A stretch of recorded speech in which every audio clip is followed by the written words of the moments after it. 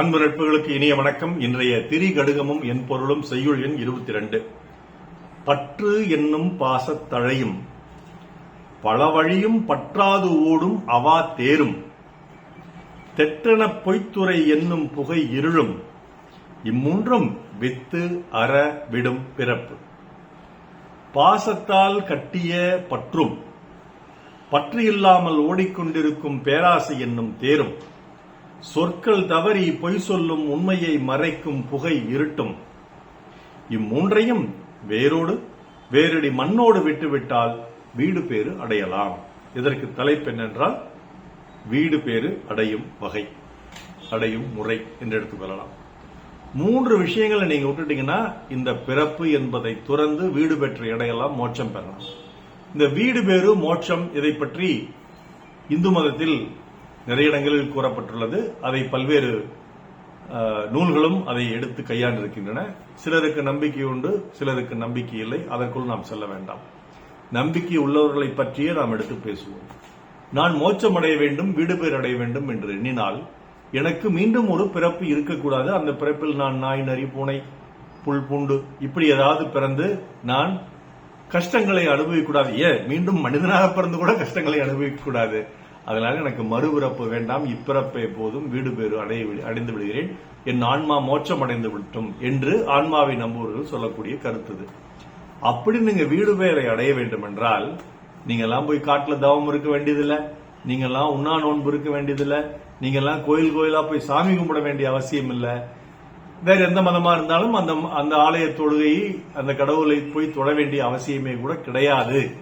3 விஷயங்களை நீங்கள் எப்பேற்பட்ட மதத்தை சேர்ந்தவர்களாக இருந்தாலும், எந்த சாதியை சேர்ந்தவர்களாக இருந்தாலும் இதை கடைபிடித்தால் போதும் நீங்கள் மோட்சம் அடையலாம், வீடு பேர் அடையலாம் என்று நல்லாதனார் சொல்கிறார். என்ன 3 அது? 1, பற்று என்னும் பாசத்தலை. ஒரு விஷயத்தின் மேல் நம்ம பாசம் வச்சுக்கிறோம். அது என்ன பாசம்? அளவு கடந்த பாசம். குறிப்பா சில அம்மாக்கள் குழந்தைகள் மேல அப்படி அளவு கடந்த பாசம் வச்சிருவாங்க. அவங்க என்ன செஞ்சாலும் சரி, அவங்க என்ன கேட்டாலும் வாங்கி கொடுக்கறது, அவங்க என்ன தப்பு பண்ணிட்டு வந்தாலும் என் பையன் அப்படி பண்ணிருக்க மாட்டான் அப்படின்னு அவங்கள பாதுகாக்கிறது. இந்த மாதிரி கண்மூடித்தனமான பாசம், கட்டற்ற பாசம் அவர்களை தீய வழியில் செலுத்திவிடும். அந்த குழந்தைகளை தீய வழியில் செலுத்திவிடும். பல குழந்தைகள் இப்படி கெட்ட வழிக்கு போய் கெட்டவர்களாக மாறுவதற்கு காரணம் அவர்கள் பெற்றோர்கள் கொடுக்கின்ற செல்லமும் கட்டற்ற பாசமும் தான். இது குழந்தை பெற்றோர் மட்டுமல்ல, காதலன் காதலி, கணவன் மனைவி, யார் மேல நினைச்சுக்கலாம். அல்லது மனிதர்களே இல்லாமல் வேறு ஏதாவது நாய், பூனை இப்படி செல்ல விலங்கினங்கள் அல்லது நமக்கு பிடித்த பொருள்கள், உதாரணமா காரு, பைக்கு, நிலம், வீடு இத்தியாதி இது மேலெல்லாம் நம்ம பற்று வச்சிருக்கோம் அப்படின்னம்னா அந்த பற்று என்னும் பாச கயிறு தான் நம்மை வீடு பிறப்புக்கு தடுக்குதுன்னு சொல்றாரு. நம்ம வீடு பேர் அடைகிறதுக்கு தடுக்குதுன்னு சொல்றாரு. நல்லதுனா. 2வது, பல வழியும் பற்றற்றாதோடும் அவா தேர். அவா என்றால் திருக்குறள்ல வரும் பேராசை. அந்த அவா தேருங்கிற அந்த பேராசை என்ற பெரிய தேர் நம் வாழ்க்கையில் ஓடிட்டு இருக்கு. இப்போ திருவாரூர் தேர் எடுத்தோம்னா அதுக்குன்னு ஒரு வழி இருக்குங்க. திருச்செங்கோடு நான் பிறந்த ஊர். அங்க இருக்கிற தேர் இந்த வடக்கு ரத வீதி, தெற்கு ரத வீதி அப்படி சுத்தி வரும். மதுரையிலே அப்படித்தான், எல்லா ஊர்லயும் அப்படித்தான். இந்த தேர் இப்படி ஒரு வழியாக வந்தால் அது நிலைக்கு சேரும். திடீரென்று பல வழிகளில் அந்த தேர் ஓடிக்கிட்டே இருந்ததுன்னா ஓடிக்கிட்டே தான் இருக்கும். அது ஒவ்வொன்றா ஓடாம முதல்ல ஒரு வடக்கு ரதையில போறது, அப்புறம் திரும்பி வர்றது, அப்புறம் மேற்கு ரதையில போறது, அப்புறம் திரும்பி வர்றது, இப்படி போயிட்டு இருந்தா எப்படிங்க அது நிலை சேரும்? இப்படிதான் நம்மளுடைய பேராசை தேரும் பல வழிகள் ஓடிட்டு இருக்குது. பற்று அற்றாது ஓடு. ஏதாவது ஒரு இடத்துல நிலையா நின்று அந்த இடத்துல நின்று நீ வேலை செய்யாம இப்படி அது போதுமென்ற மனமே பொன்சை விருந்து என்று எடுத்துக்கொள்ளாமல் அந்த பற்றை அற்றுவிட்டு பல வழிகளில் உன்னுடைய அவா தேர் ஓடிக்கொண்டிருக்கிறது. அதுவும் வீடு பேர் அடைவதற்கான தடை. 3வது, பொய் பேசுறது.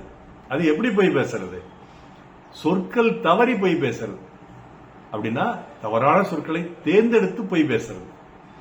அந்த மாதிரி பொய் பேசும் பொழுது, உண்மைக்கு புறம்பாக பேசும் பொழுது அங்கே ஒரு இருள் சூழ்கிறது, நம்மை சுற்றி இருள் சூழ்கிறது. வாய்மை என்பதுதான் அந்த இருளை அகற்றும் பகலவன் சூரியன்.